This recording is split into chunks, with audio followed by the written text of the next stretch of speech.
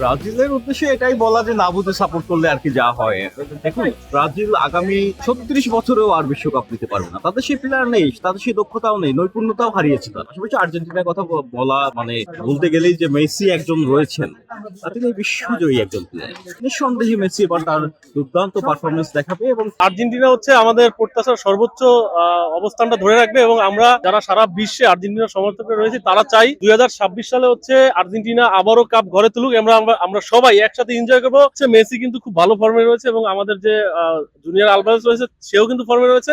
তো আমরা আশাবাদী এবার কাপ কি আমাদের ঘরে তুলবো।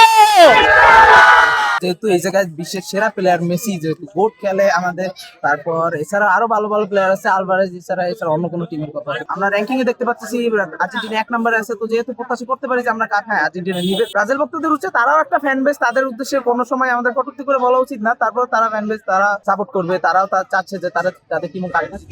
মনে হয় না ওই স্বপ্নটা আর হেক্সার পূরণ হবে বেঁচে থাকে।